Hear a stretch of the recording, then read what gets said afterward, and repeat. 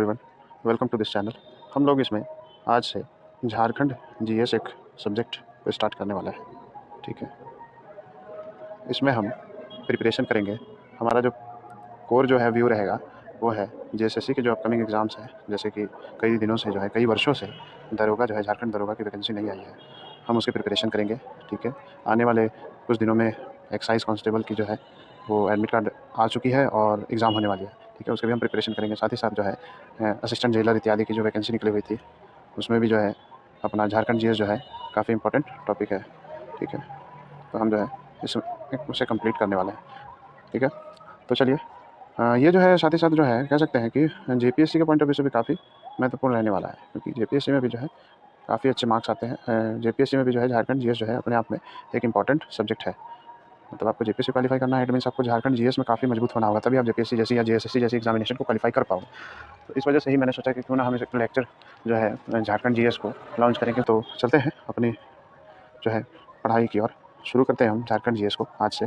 और इसमें हम आज जो है पहला टॉपिक जो करने वाले हैं वो है झारखंड का राजकीय प्रतीक। ठीक है, थोड़ा सा आप लोग देख लेना, राइटिंग मेरी अच्छी है बट जो है कि आप भी समझ रहे होंगे कि मेरे पास डिजिटल बोर्ड है नहीं, मैं इसे पढ़ा रहा हूँ। ठीक है, तो आप इसे समझ सकते होंगे।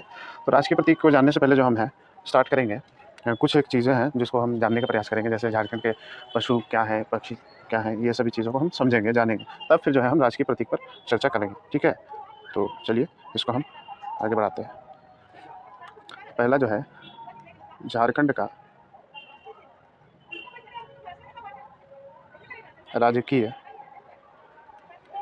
ठीक है, तो पहला वृक्ष क्या है? तो झारखंड का जो राजकीय वृक्ष है वो साल वृक्ष है। ठीक है, साल है, इसे आम बोलचाल की भाषा में, या आम बोलचाल क्या, इसे सखुआ के नाम से भी जाना जाता है। ठीक है, हाँ, सखुआ भी इसे कहते हैं। ये जो है आप देखे होंगे झारखंड के जितने भी जंगल हैं वन है, क्योंकि झारखंड जो है ये काफ़ी वन वाला प्रदेश है। ठीक है, तो यहाँ पे आपने देखा होगा कि सखुआ के वृक्ष आपको जगह जगह पे देखने को मिल जाएंगे। ऐसा इसलिए है क्योंकि यहाँ पे इसकी अधिकता है, बहुलता है इसकी, तो इसलिए इसे जो है झारखंड का राजकीय वृक्ष बनाया गया है, सखुआ को। ठीक है, साल वृक्ष को। ठीक है, अब साल वृक्ष जो है झारखंड के साथ साथ जो है इसकी अधिकता जो है, मैं अधिकता बोल रहा हूँ, याद रखिएगा, वहाँ का राजकीय वृक्ष नहीं बोल रहा हूँ। अधिकता जो है इस वृक्ष की, लिख देता हूँ मैंने, तो आप कन्फ्यूज़ हो गए। अधिकता जो है वो झारखंड के साथ साथ उत्तर प्रदेश, बिहार, ठीक है, पश्चिम बंगाल में भी जो है साल वृक्ष की अधिकता पाई जाती है। ठीक है, आगे बढ़ते हैं हम नेक्स्ट अपने जो है इसी से संबंधित राजकीय जो है पुष्प देख लेते हैं। ठीक है, झारखंड का राजकीय पुष्प जो है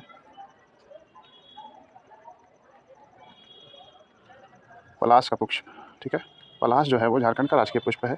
इसे जो है आम बोलचाल की भाषा में टेसू भी कहते हैं। ठीक है, झारखंड में इसे टेसू भी कहते हैं, झारखंड के सभी जगह इसे टेसू के नाम से भी जानते हैं।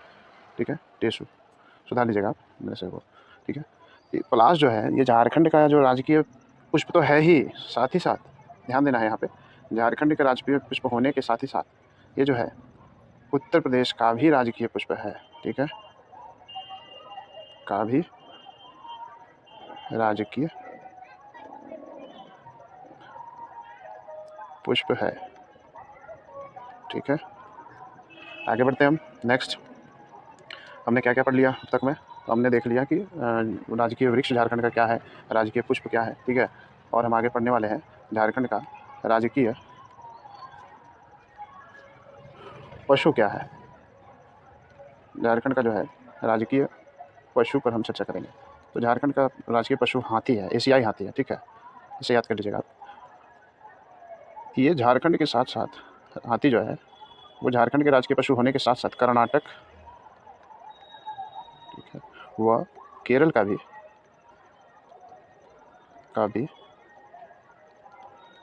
राजकीय पशु है। ठीक है, चलिए आगे बढ़ते हैं हम। हमने राजकीय वृक्ष कर लिया, राजकीय पुष्प कर लिया, राजकीय पशु कर लिया, अब हम देखने वाले हैं राजकीय पक्षी। ठीक है, राजकीय पक्षी पे हम डिस्कशन करने वाले हैं। तो झारखंड का जो राजकीय पक्षी है ये जो है कोयल है। ठीक है, कोयल जो है वो राजकीय पक्षी है। ठीक है, हमने यहाँ देख लिया, ये सारी चीज़ें क्लियर हो गई।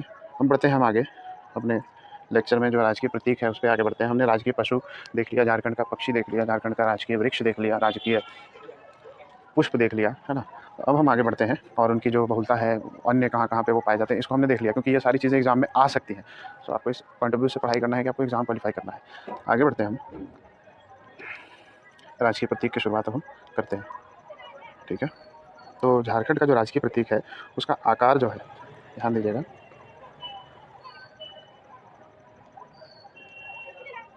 आकार जो है वो कैसा है। ठीक है, तो ये चक्राकार है, याद रखिएगा, चक्राकार।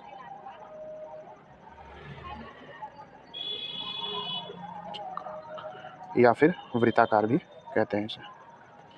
ठीक है, अब ये चक्राकार क्यों है?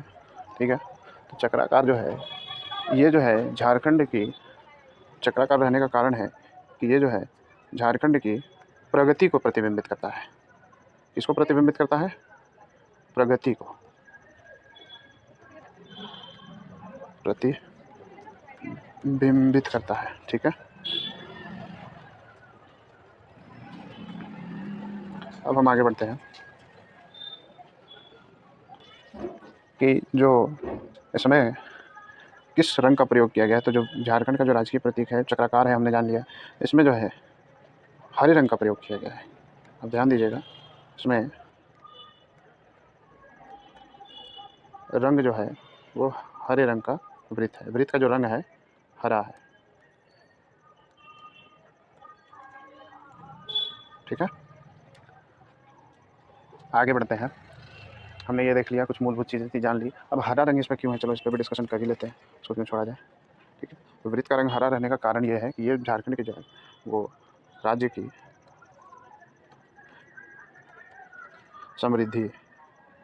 समृद्धि को प्रतिबिंबित करता है। ठीक है,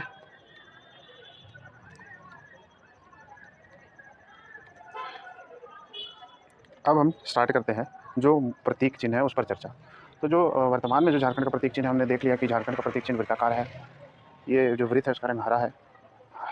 अब यहाँ पे हम डिस्कस करेंगे कि झारखंड का जो प्रतीक चिन्ह है इसके वृत्त का जो कुल, इसमें जो है 7 वृत्त हैं। पहले तो ये इसका अनावरण जो है वो 14 अगस्त 2020 को हुआ था। ठीक है, आर्यभट्ट सभागार में। आप लिख लीजिएगा, मैं बता दे रहा हूँ। ठीक है, अब प्रभावी ये हुआ है क्योंकि ये अनावरण हुआ था। ठीक है, 14 अगस्त 2020 को अनावरण हुआ था और जो है 15 नवंबर, माफ़ करिएगा, 15 अगस्त 2020 को प्रभावी हो गया था। ठीक है, अब जब ये प्रभावी हो गया तब हम देखते हैं कि जब इसका अनावरण हुआ तो इसमें क्या क्या चीज़ें थी, प्रभावी होने के बाद ये क्या क्या चीज़ें हैं। तो ये जो है कुल 7 वृत्त का बना हुआ है। जो है इसमें 7 वृत्त है। ठीक है, फिर जो है 7 वृत्त है, उसके बाद जो है प्रत्येक वृत्त में कुछ ना कुछ बना हुआ है और कुछ ना कुछ वो प्रत्येक वृत्त किसी न किसी चीज़ को प्रतिबिंबित कर रहा है। तो हम चलिए देखने का प्रयास करेंगे कि क्या, मतलब 7 वृत्त जो है सातों जो है हरे रंग के हैं। ठीक है, ठीक है, चलिए हम आगे बढ़ते हैं। जो पहला वृत्त है, पहले वृत्त में जो है अशोक स्तंभ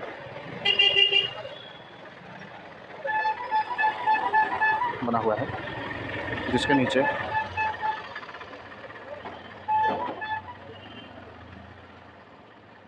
सत्यमेव जयते लिखा हुआ है। ठीक है, ठीक है,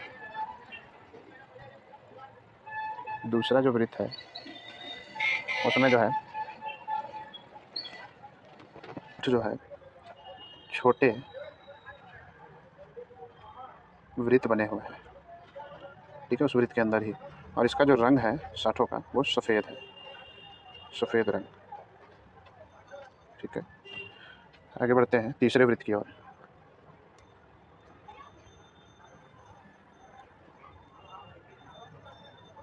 तीसरा वृत्त जो है उसमें जो है सौर चित्रकारी का प्रदर्शन करते हुए 48 सौर नर्तक बने हुए हैं। ठीक है, अगर इसे हम जोड़ियों में बांटें, जोड़ियों में नर्तकों को बना दिया जाए, जोड़ियाँ बना दी जाए नर्तकों की, तो ये 24 जोड़ी नर्तक हैं। ठीक है, प्रश्न कहीं से भी आ सकता है, इसलिए हम जो है इसको कर रहे हैं। ठीक है, आगे जो है चौथा जो वृत्त है, चौथे वृत्त में जो है पलाश का जो है पुष्प बना हुआ है। कुल 24 पलाश के पुष्प है, ये चित्र है। ठीक है, पांचवा जो वृत्त है उसमें